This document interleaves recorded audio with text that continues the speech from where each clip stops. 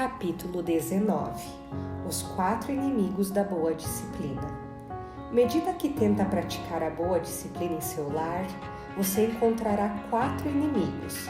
Sempre achei que, se soubermos quem é o inimigo e qual a sua aparência, estaremos melhor preparadas para derrotá-los. Vamos, pois, observar os 4 inimigos da boa disciplina. O primeiro deles é o medo. Veja bem, o medo não vem de Deus. 1 João 4,18 diz: o perfeito amor lança fora o medo. Em outras palavras, o seu amor a Deus e o desejo de seguir o caminho de Deus dissipará de seu coração o medo de estar agindo erradamente.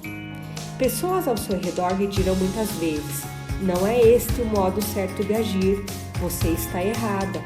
Mas ouça, você terá de enfrentar essas palavras respondendo: Deus disse, e continuar agindo de acordo com a orientação de Deus, pois Ele é o único que sabe todas as coisas e está sempre certo. Portanto, não tema o que os outros possam dizer. Aprendi a calar-me com relação ao modo como estava educando minhas filhas. As pessoas podiam ver como eu agia, mas eu não falava muito, além de afirmar: creio que Deus quer que eu me comporte assim. Quantas vezes, através dos anos, pessoas bem intencionadas me procuraram para dizer: Shirley, acho que está agindo errado em tal e tal ponto. Minha resposta foi sempre: bem, esse deve ser o seu modo de pensar, porque eu creio que Deus quer que eu haja assim. E os anos provaram que Deus realmente foi fiel. Algumas dessas mesmas mães estão sofrendo hoje porque seus filhos se afastaram completamente do Senhor. Deus mostrou ser fiel e eu sei que cumprirá suas promessas, se fizermos as coisas segundo a sua vontade. Independentemente de quem seja a pessoa, não tenha medo do que ela possa dizer. Você pode também temer seu próprio filho. Estou falando do medo que entra em seu coração quando ele se volta e olha para você como se quisesse matá-la. Talvez já lhe tenha acontecido isso, e você sabe do que eu estou falando. É preciso compreender que esta é a resistência natural. E se Deus diz que você precisa agir, então siga em frente. Quando você prossegue e faz as coisas à maneira de Deus, esse ódio se transformará em amor. Você pode observar isso na atitude da criança, em seu rosto, em seus olhos. O ódio se transforma em amor e seu filho quer colocar os braços à volta de seu pescoço e abraçá-la. Não deixe que ninguém a convença de que ele faz isso só para agradar você. Como mãe, você sabe quando eles estão sendo ou não sinceros. Quando acabar de corrigir, se tiver usado a disciplina correta, seu filho irá demonstrar seu amor por você. Talvez isso não aconteça imediatamente, mas virá a seu tempo, se tiver agido certo, com o amor de Deus e não com alguns dos sentimentos egoístas que falamos antes. Você tem outro inimigo, a culpa. Tentamos não ver na vida da criança o pecado que também existe na nossa vida, porque não tratamos do nosso próprio problema. Precisamos falar disso com Deus. Precisamos estar dispostas a permitir que Ele nos mostre onde continuamos erradas, a fim de podermos ver claramente o que existe na vida da criança que Deus está tentando corrigir através da nossa pessoa. É então necessário que nos libertemos dos sentimentos de medo. A culpa e o medo algumas vezes se entrelaçam. Medo e culpa são emoções satânicas, elas não vêm de Deus. O terceiro inimigo da boa disciplina é a ira. Se existe uma coisa que impede que disciplinemos corretamente, é essa ira que surge de repente quando o filho faz algo errado. Muitas vezes a ira pode ser detida se nos pusermos silenciosamente diante de Deus, dizendo: aqui está ela outra vez, e a entregarmos a Ele. Não quero disciplinar meu filho com raiva. Ajude-me a superar agora esse sentimento, Pai, e dá-me o teu amor, a fim de que eu possa corrigir em amor. Isso pode levar alguns segundos, mas não irá prejudicar a criança se você sair do quarto por alguns minutos enquanto tem a sua conversa com Deus. Quando voltar, estará calma e preparada para cuidar da criança à maneira de Deus. Provérbios 15:18 diz algo interessante. O homem iracundo suscita contendas. Se você fica zangada com seu filho, irá apenas suscitar a ira dele. É um reflexo. A criança reage e você pode ter de enfrentar um impasse. A situação torna-se praticamente impossível até que você peça ajuda a Deus. Por falar nisso, Provérbios 22:24 tem uma importante mensagem para suas filhas. Não te associes com o iracundo. Quem andes com o homem colérico, sabe por quê? Porque esse tipo de homem traz tristeza e não alegria para a sua vida. Vocês que têm maridos de mau gênio sabem disso. Convém que os rapazes controlem o seu gênio antes de haver qualquer ideia de casamento. 2 espécies de ira. 2 versículos no Novo Testamento nos mostram 2 espécies de ira na Bíblia.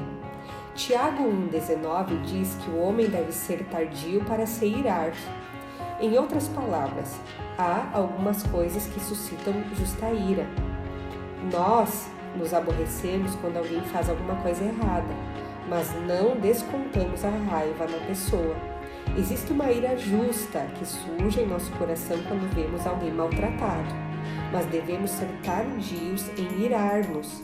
E quando disciplinamos as crianças com raiva, em geral não o fazemos com ira tardia, mas é quase sempre com a raiva de que fala Gálatas 5:20, que faz parte das obras da carne, que Deus odeia, a ira repentina, esse sentimento que brota impensadamente, que a faz ficar zangada porque você se sente envergonhado.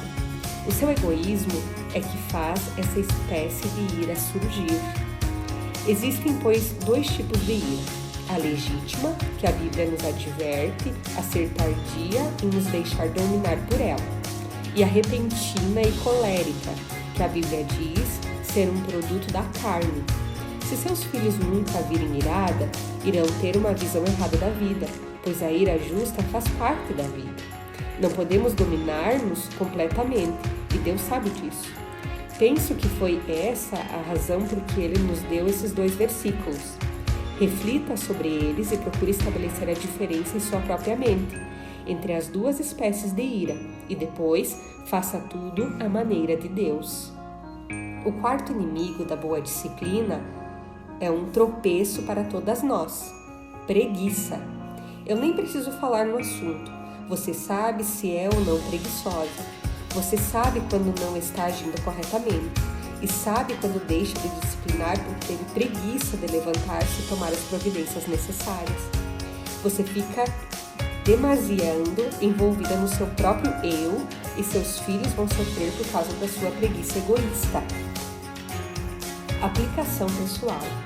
Certamente você não deseja ter um filho delinquente, então faça o oposto daquilo que está escrito na lista que segue.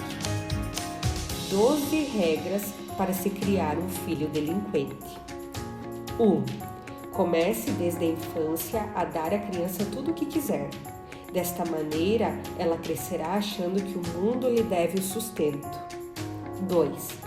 Quando ela aprender nomes feios, ria-se dela. Isto a fará pensar que é engraçadinha e encorajará a aprender frases mais engraçadinhas ainda, que mais tarde vão deixar você completamente sem jeito.